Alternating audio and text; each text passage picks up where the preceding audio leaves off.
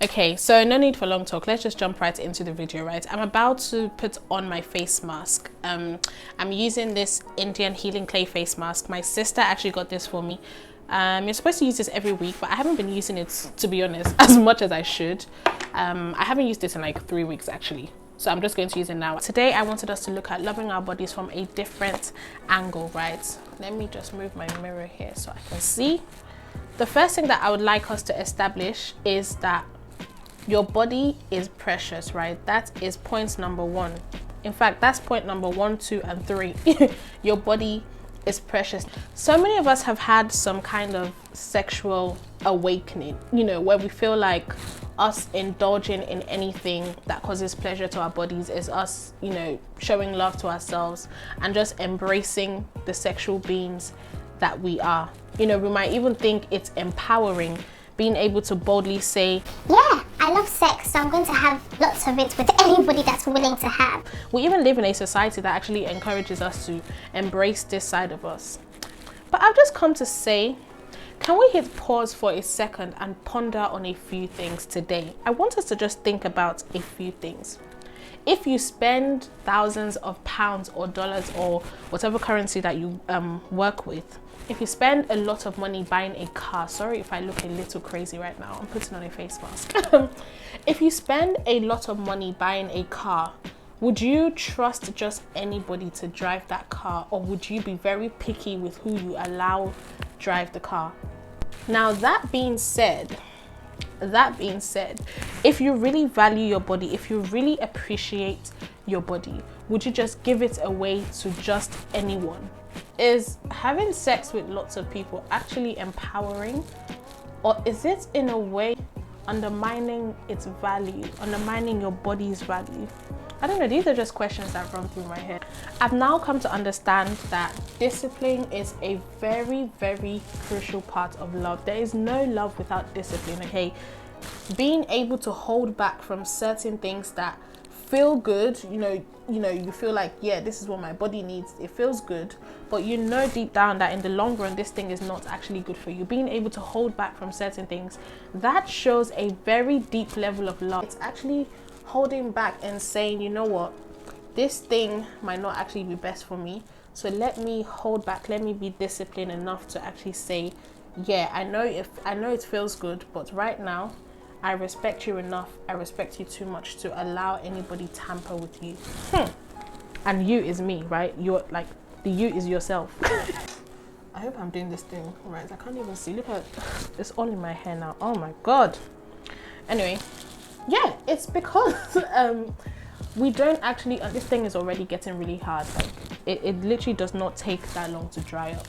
So you kind of have to be quick. So I need to stop talking too much.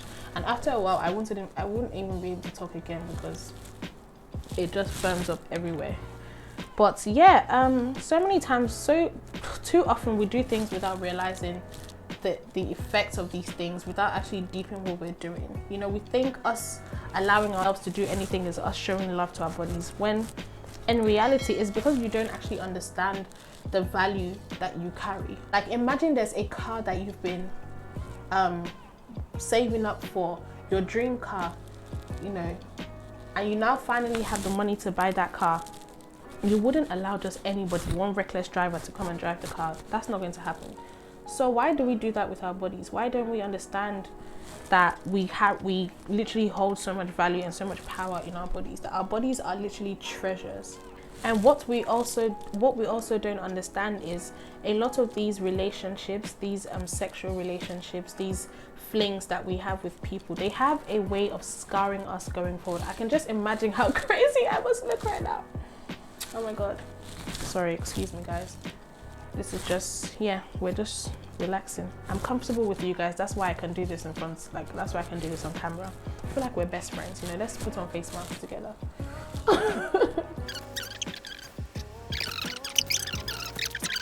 Okay, so I'm supposed to leave this on for 10 to 15 minutes. I usually leave it on for 15 minutes. I can't even open my mouth properly. Oh, this is Ribena, by the way. It's Ribena, for anybody wondering. Okay. it's already forming cracks. Let me come here so you guys can see. Like, it's already crackling everywhere, and I can't even talk properly. Okay, let me go and wash this off and I'll be right back. Okay, I'm back. Look how dry my skin is. Oh my god, that's what happens anytime I use this. So let's speed this up because my skin is really dry right now.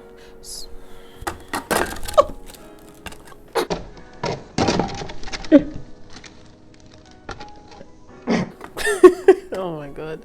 Okay, so I was saying how sometimes we go into these sexual relationships, we go into these flings without realizing the effect that it would have on us going forward. Now, I remember actually, I don't know if I should say this because it's kind of personal. It's a little personal, and I know you people just want to hear gist. You just want to hear gist, but anyway, whatever. Now, I remember in my last relationship, I subconsciously started to objectify myself. I could only see my body as what I could give to my partner. I remember at some point I even started to glorify my breast at some points. Like, it's kind of silly now that I think about it, but it's a thing where, yeah, I just started to glorify my breast, and it's not even that I just liked it myself. It was more because my partner actually liked them. So it was like, yeah, I was kind of happy that they had a use. It was like the sole purpose of my body was to please somebody else. Like, my body, I had this body for somebody else's pleasure, if that makes sense. So looking back, I can say I didn't actually love my body. I loved what I could give to my partner. I didn't actually value my body. I found value in what I could give to my partner. I found value and worth in the fact that I could use this body to make somebody else feel good, if that makes sense. This is not comfortable at all. I don't like talking about these kind of things because, quite frankly, it's nobody's business. But here we are. Here we are. Now, another side to this is how sometimes we measure our self-worth and our value by how much attention we get from the opposite sex or the same sex, if that's what you're on. So the more guys you get in your DMs, the more you love yourself physically, and the less guys you get, the more, you know, you don't love yourself, because now you're thinking there's something wrong with you. Now you're thinking, am I not pretty enough? Am I not, is my, oh my god, you guys, I'd just like to say, I found out after filming this video that you're not actually supposed to allow the dropper touch your skin. Oh, Freda is contaminated. Why would you do that? But I'm not big enough. Am I not showing enough skin? Maybe I need to do this more. Maybe I should go and do it. Like, you just start thinking all sorts of nonsense. It got to a point where all my self-worth, all my value was fully dependent on how much attention I was getting from guys, really. So that, what that meant for me was, anytime market was not moving, anytime, you know, things were slow, anytime I didn't have that many DMs from people, or not that many people commenting on my pictures, not that many compliments coming in, not that many people, guys sending me DMs, my confidence would be so low, my self-esteem would be so low, my self-worth, my self-value, I just would feel like crap because no guy was trying to move to me, right? And then any time where I start to get DMs again, or guys start coming back, my self-esteem would shoot up. Like, it was literally up and down, up and down, up and down, because I just focused on, yeah, this attention from guys to make myself feel good, essentially. But now I see how silly that is. Like, that is just so silly. I know it's hard, but we need to understand that our self-worth and our value is not attached to people's ability to appreciate it, okay? Whether or not people can see that you're valuable, you are valuable. That does not take anything away from it. Whether 1,000 people are telling you that you're beautiful, or whether one person is telling you that you're beautiful, or whether nobody is telling you you're beautiful, you are beautiful. Like, there's value in every single person on this earth, whether or not people can see it, okay? So please don't sell yourself short because somebody cannot see your value, or don't sell yourself short because people cannot see the value that you carry and the worth that you carry inside of you. That literally does not mean much in the long run. As long as you know the value that you possess, it doesn't matter that other people cannot see it, okay? Everybody on this earth is walking around with a crown on your head. It's an invisible crown because we're all royalty, but not everybody is going to see that crown, and that's fine. That does not mean like it's not there. It's there. Like you're still someone of great value, whether or not people can see it. So please do not sell yourself short. And in the same breath, don't use your body to do a giveaway. And I feel this one's so strong because so many of us have got it twisted. So many of us are being cancelled by culture and by the world, and what that's doing is it's making it impossible for us to realize our true worth, okay? If you really knew your worth, you would quit giving people discounts, okay? Honestly, you would. If you really understand the value that you carry, you would stop giving people discounts. I really want us to understand that our bodies are literally treasures. Like, it's so precious, and it's high time we start to give it the respect, the honor, the dignity that it deserves, okay? Because we've been playing with our bodies for too long now, and they deserve more. Justice for our bodies. Have you ever been to a bank or a museum and seen, you know these like prized possessions? Maybe it's some kind of painting or a gem, like some kind of expensive stone.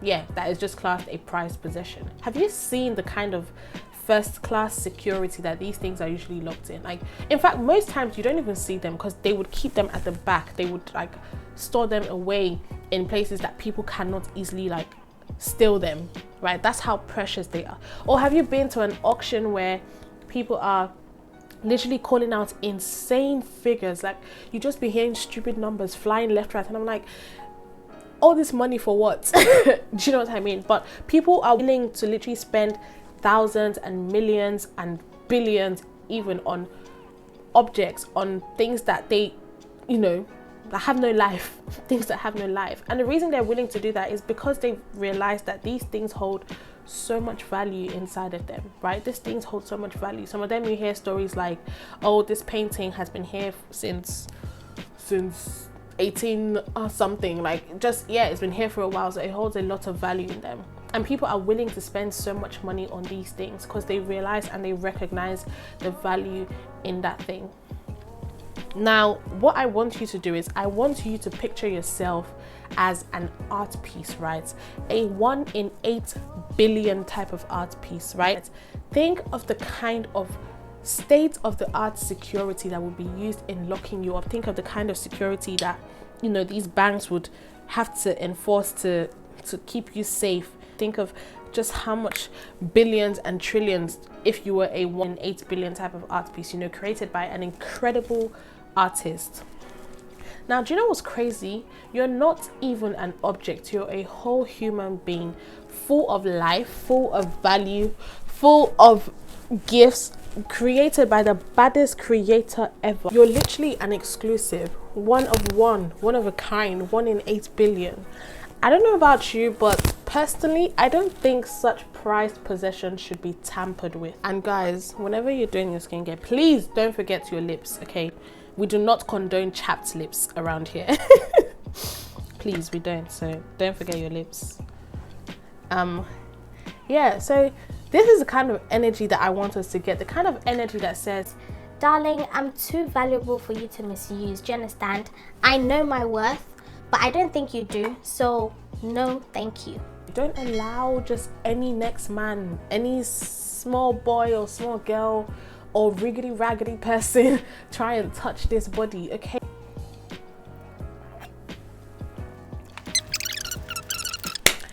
Anyway, whew, okay, so I'm going to light some candles now to try and set the scene here. Turn off all my lights, light some candles, make everywhere smell good, and watch some Netflix movies. Actually, I say some, but I'll end up watching only one. I'm in a very relaxed mood right now. Like, I could probably fall asleep in the next 5 minutes. Thank you guys so much for tuning into this video. Make sure you like, comment, subscribe, and share. And I will see you in my next video. Bye.